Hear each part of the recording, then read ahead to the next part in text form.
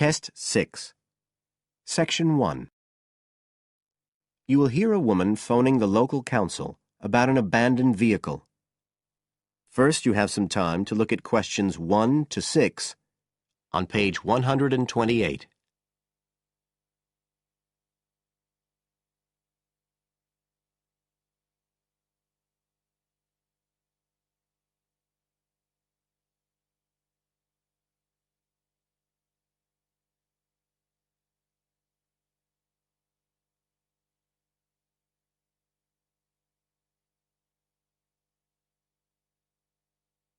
You will see that there is an example which has been done for you. On this occasion only, the conversation relating to this will be played first.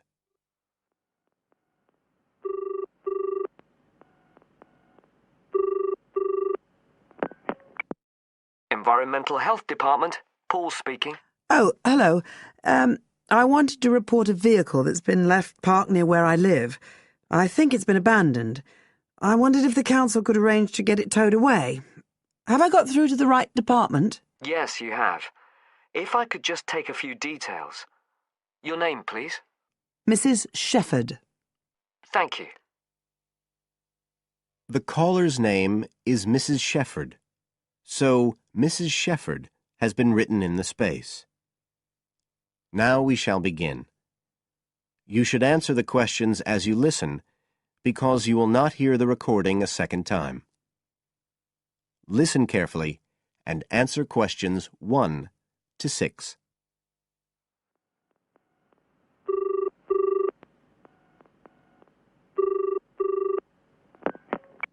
Environmental Health Department, Paul speaking. Oh, hello. I wanted to report a vehicle that's been left parked near where I live. I think it's been abandoned. I wondered if the council could arrange to get it towed away. Have I got through to the right department? Yes, you have. If I could just take a few details. Your name, please? Mrs. Shepherd. Thank you. It's not my vehicle, though. I just thought someone ought to report it. No, that's fine. What I need to do is take some details first, then we can decide what to do about the problem. Oh, I see. So the next thing I need to know is your address. Right, it's 41 Lower Green Street, Yes? Barrowdale. And the postcode's WH4 5JP. Fine. And if I could just ask for a telephone number. It's 01778 552387. I'm out quite a lot, but you can just leave a message on the answer phone if you need to. Or I could give you my mobile number. That's all right, don't worry. Now, could you tell me a little more about this vehicle? You say it's been abandoned. Well, it certainly looks like it. Can you give me an idea of where it is? Yes, it's near the main road that goes through Barrowdale. Is that the A69? Yes, that's right. Now, there's the primary school just towards the end of the village, and then next to that, next to the children's playground, there's a field, and it's in there. Oh. I wonder how it got in there. Well, there's a gate to allow farm machinery in and out. I thought something ought to be done about it. The children from the school might start playing in the vehicle and lock themselves in or something. Yes, you were quite right to report it. And what type of vehicle are we talking about here? It's a van, actually. You know, the sort with just a couple of little windows at the back. Right. You don't happen to know the make and model, do you? Oh, yes. I went and had a look and got all the details. I thought you might need them. I'm surprised the school hasn't contacted you about it. Anyway, I wrote the details down. Right. It's a Kapurthala, and the model's a Flyer 2000. Is that Flyer? That's right. Very good. And the colour? Well, it's not all that easy to see because it's absolutely filthy. And actually, it looks as if it's had a paint job at some stage. It's blue, but you can just see white underneath where it's been scratched. Right. Well, I'll just make a note of the present colour. And if you could just tell me the vehicle number. Did you make a note of that? Oh, yes. It's S322 GEC. Okay. Before you hear the rest of the conversation, you have some time to look at questions 7 to 10 on page 128.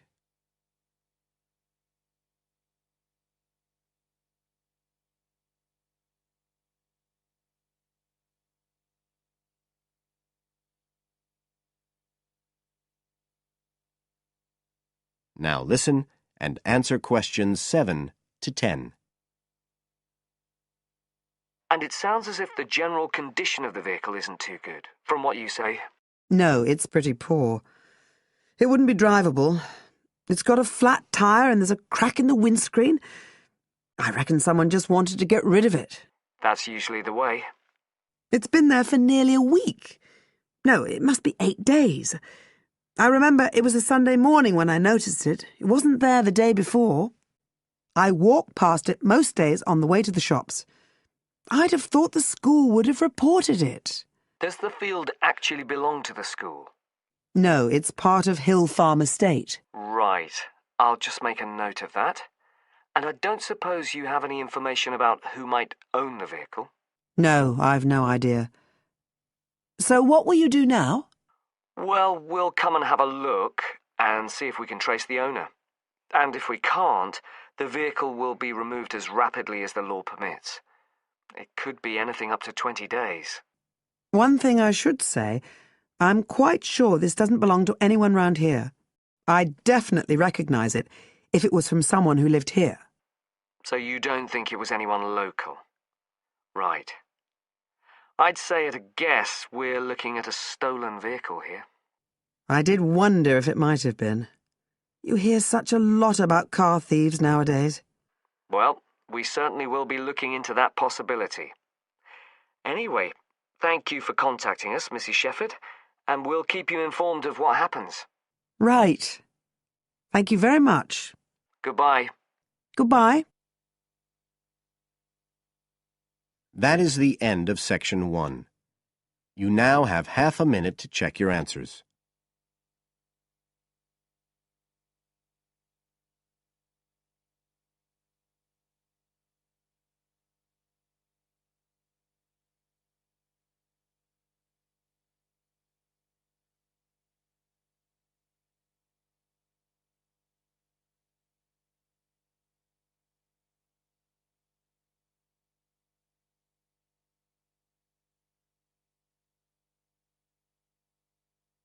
Now turn to section 2 on page 129.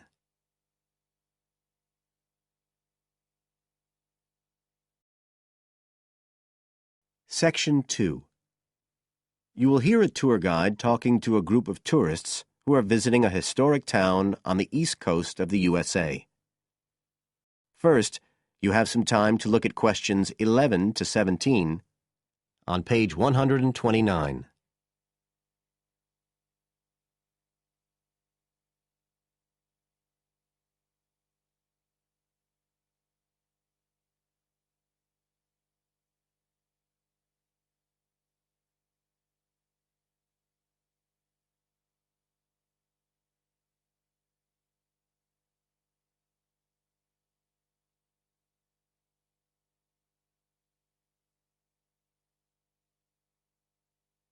Now listen carefully and answer questions 11 to 17. Right. So here we are in Fairhaven, and we have a couple of hours to spend in this historic center before we carry on to our motel. And as you'll know from the itinerary of our trip, we're visiting Fairhaven because of its historical links with a man called Manjiro Nakahama. So I'll begin by giving you a brief overview of his life, and then you can explore the town at your leisure. Well, Manjiro Nakahama, as he was then known, was born in 1827 in a village by the sea in what is now Toshishimazu in Japan. And like many people in that town, he became a fisherman when he was just a youngster. One day in 1841, when he was just 14 years old, he and some others were fishing far off the coast of Japan when they were caught in a storm and shipwrecked on a small deserted island. They had to wait for 6 months before they were rescued by an American whale ship that had stopped at the island by chance.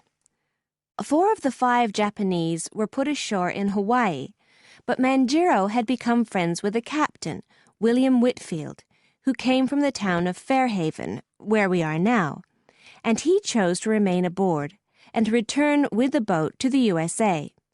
So Manjiro unwittingly became the first Japanese ever to set foot on American soil.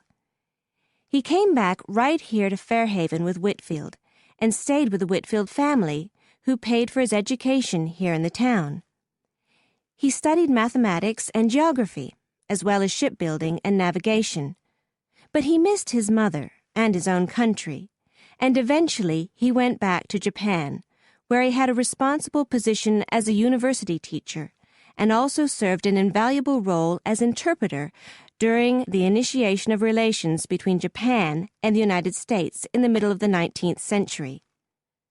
But the most interesting thing is that the links between Toshishimizu and Fairhaven have remained and grown stronger over the years, in spite of the distance between them.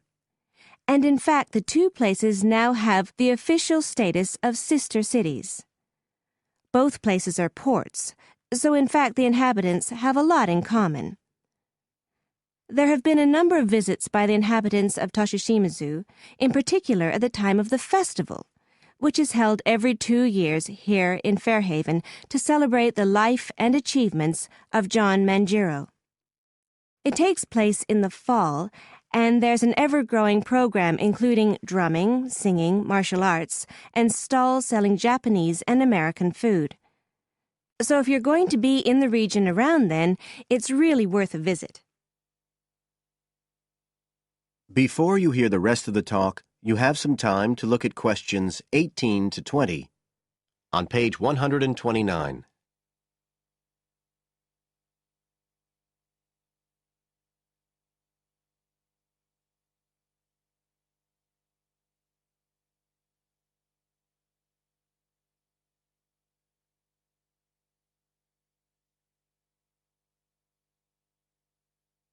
Now listen and answer questions 18 to 20. Now, many of the buildings that Manjiro Nakahama knew in Fairhaven are still standing today. And so if you'd just like to hand round some copies of this map, I'll suggest the best route to follow to see them. Okay, so if you look at the bottom of the map, you can see the Millicent Library, and that's where we are now. Now, to follow the John Manjiro Trail, you go out of here along Center Street and then head up Main Street until you get to Pilgrim Avenue. Go down there and turn right at the end. Go straight on, and just on the corner with Oxford Street, you'll see a 2-story house. This is the Whitfield family house, and this is where Manjiro first stayed when he came to Fairhaven. It's still a private residence, so please respect the owner's privacy.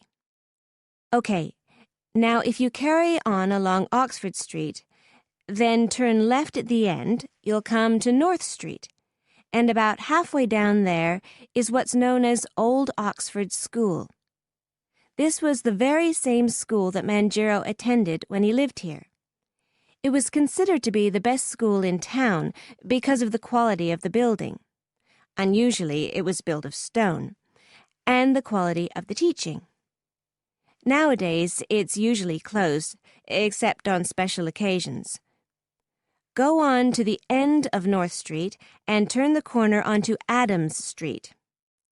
If you follow the road down back towards the library, you go round a couple of sharp bends, and on the second of these, you can see the School of Navigation, which Manjiro also attended. And if you follow the road on, you'll soon find yourself back here at the library. And I'd suggest you spend some time looking round that too, if you have any time left. Right. Now, does anyone have any questions? That is the end of section 2. You now have half a minute to check your answers.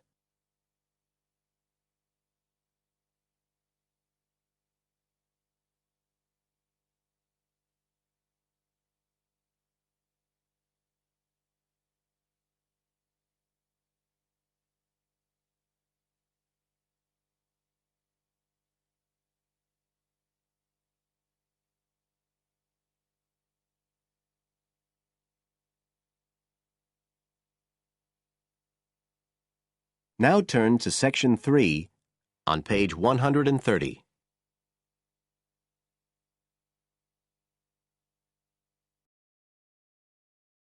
Section 3.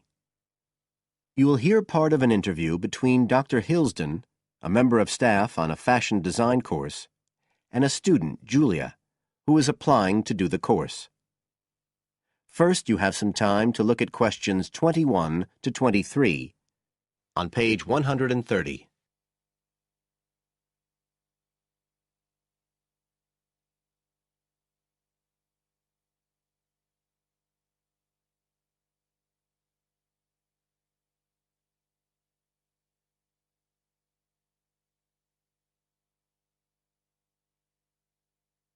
Now listen carefully and answer questions 21 to 23. Right, Julia. So, from your CV and portfolio, and what you've already told me, you seem to be very much the sort of person we're looking for on the postgraduate course. So tell me, you finished your fashion design course in London 4 years ago. Did you think of carrying straight on and doing a higher degree at the time? Yes, but there were financial pressures. So I ended up working in the retail industry, as you can see from my CV. And actually, it was a very useful experience. In what way? Well, I was lucky to get the job with Fashion Now. They're a big store.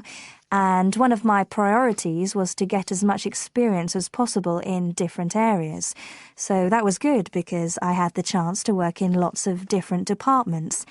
And having direct contact with the customers meant I was able to see how they reacted to innovation, to new fashion ideas. Because with Fashion Now, a designer might show something in New York or Milan, and there'll be something similar in the shop within weeks. So that was probably the most useful thing for me. Right. And so what's made you decide to do a postgraduate course now? Well, while I enjoyed working at Fashion Now, and I learned a lot there, I felt, well, the way forward would have been to develop my managerial skills, rather than my skills in fashion design, and I'm not sure that's what I want to do. Yes. When I was doing my degree in London, I'd been interested in women's wear, but I know that there's been a lot of work done in areas like new fabric construction. And though I'm not intending to go too deeply into the technology, I'd be very interested in looking at how new fabrics could be used in children's wear. So I'd like the chance to pursue that line. Yes, good. And are you at all concerned about what it's going to be like coming back into an academic context after being away from it for several years? No, I'm looking forward to it. But I'm basically more interested in the application than the theory. Or at least that's what I've found so far, and I'm hoping the course will give me the contacts and skills I need eventually to set up my own enterprise. I'm particularly interested by the overseas links that the department has. Yes, many of our students look overseas or to international companies for sponsorship of their projects. You now have some time to look at questions 24 to 30 on pages 130 and 131.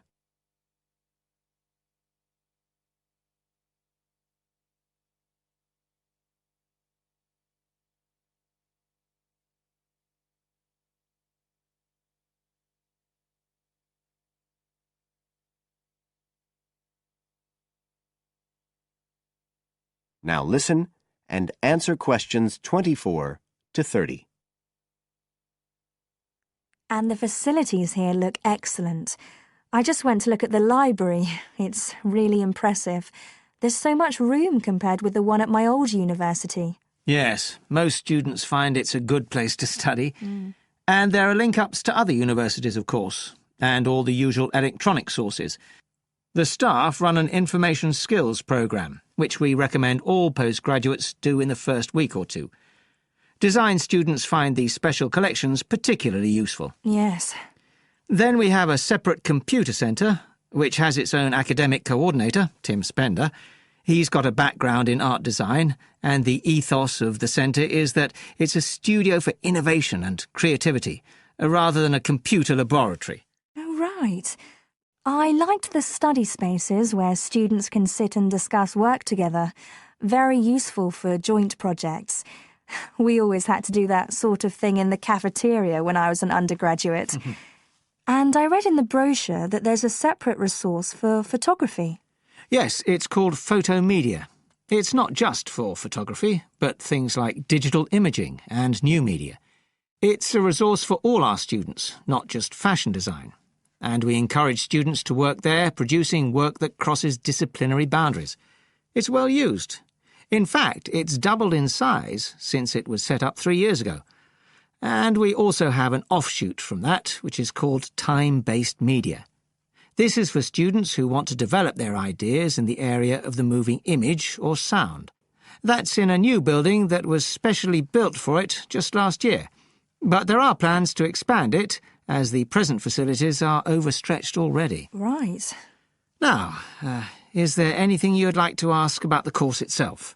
I know it's a combination of taught modules and a specialist project, but how does assessment fit in? Well, as you'd expect on a course of this nature, it's an ongoing process.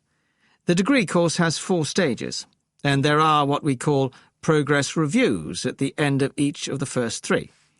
Then the final assessment is based on your project. You have to produce a report which is a critical reflection on your work.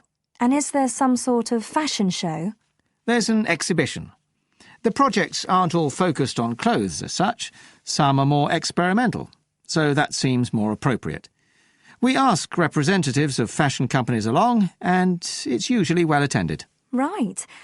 And another thing I wanted to ask. That is the end of Section 3. You now have half a minute to check your answers.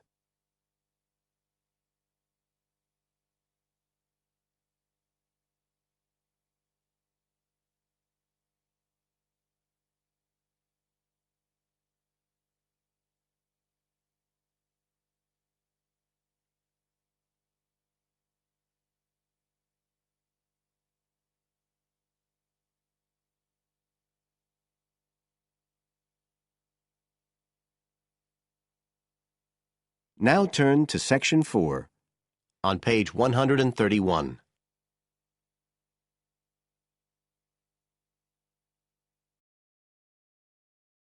Section 4.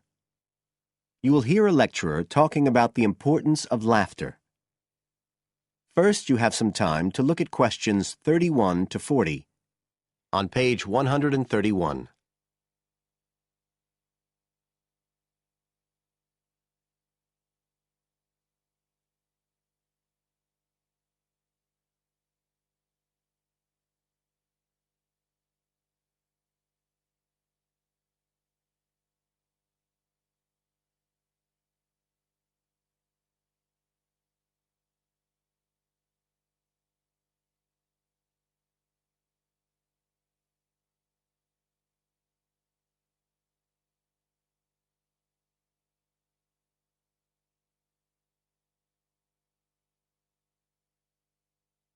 Now listen carefully and answer questions 31 to 40. Good afternoon, everybody. And in our second talk on social psychology, I want to look at the role of laughter in our lives, something that usually gets everyone smiling from the start. So, first of all, I'll start by looking at the actual nature of laughter. Well, when someone laughs, you've got movement of the muscles of the face and the chest, and you've got sound formed when the air's forced out of the body as part of this process. So we're talking about a physical activity. But obviously, other things are involved as well. And this is where it gets more complicated. Laughing isn't something that you normally decide to do, so it's not voluntary behaviour like ordinary speech. Instead, it's regulated by our instincts, rather like the singing of a bird or the roaring of a lion. And once you start to laugh, it can be quite hard to stop. That's not always under your conscious control either. But why do we laugh? Because we find something funny, most of us would say. But in fact, it appears that laughter has little to do with jokes or funny stories. Only about 10% of laughter is caused by things like that. One suggestion is that human laughter may have originally started out as a shared response to signal relief at the passing of danger. And it's true that even these days, laughter's rarely an activity carried out by an individual on his or her own. In fact, people are 30 times more likely to laugh when they're with other people than when they're completely alone. Laughter still seems to be a kind of social signal. It occurs when people are in a group and they're comfortable with one another. And it seems likely that laughter can result in the creation of bonds between the people in the group. And it's precisely because of this social aspect of laughter that people like public speakers and politicians often try to get their audience to laugh. It encourages their listeners to trust them and to connect with them. But this kind of thing, controlling the laughter of a group that is, indicates that there's a link between laughter and power. And this is supported by several studies that indicate that bosses use humour more than their employees. And research has also shown that female listeners are likely to laugh much more if the speaker is male. So it appears that there are gender issues associated with how much we laugh. I should also point out that laughter can be used as a negative signal as well as a positive one. I think we've all probably seen evidence of a group using laughter to exclude someone, to emphasise that they are not accepted. So it's not always a positive type of behaviour either. So what all this goes to show is that laughter is a very, very complex issue.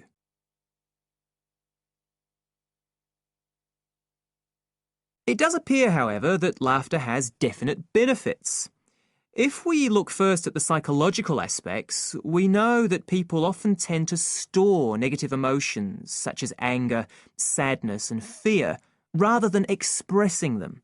And it seems that laughter provides a harmless way for the release of these emotions. But there are also clear physical effects that have been monitored too. For example, laughter is good aerobic exercise. It speeds up heart rate and respiration and raises blood pressure. One researcher suggests that 100 laughs a day is the equivalent of 10 minutes jogging. Laughter also helps prevent the stress that so many people suffer from today, which results from the faster pace of life and all that goes with it. It does this by reducing the levels of hormones in the blood which are caused by stress. And in addition, it is known to increase the levels of chemicals that protect the body from infection or pain. And so it helps to boost the immune system. One interesting study showed that people who had had surgical operations asked for fewer painkillers if they'd been viewing comic films. In fact, research has even shown that the quality of dreams can be positively affected by laughter. A good laugh 10 minutes before going to sleep can prevent you from having bad dreams and give a much more pleasant and restorative night's sleep. So there's now little argument that finding things funny and enjoying a good laugh is extremely beneficial to us all. What we need to consider now are the ways in which laughter can be used as a treatment for people who... That is the end of Section 4. You now have half a minute to check your answers.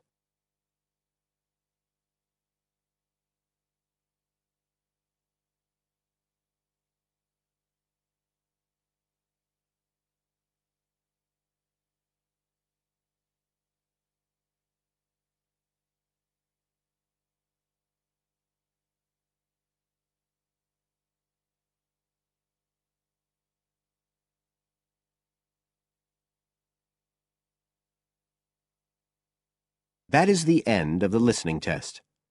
You now have 10 minutes to transfer your answers to the separate answer sheet.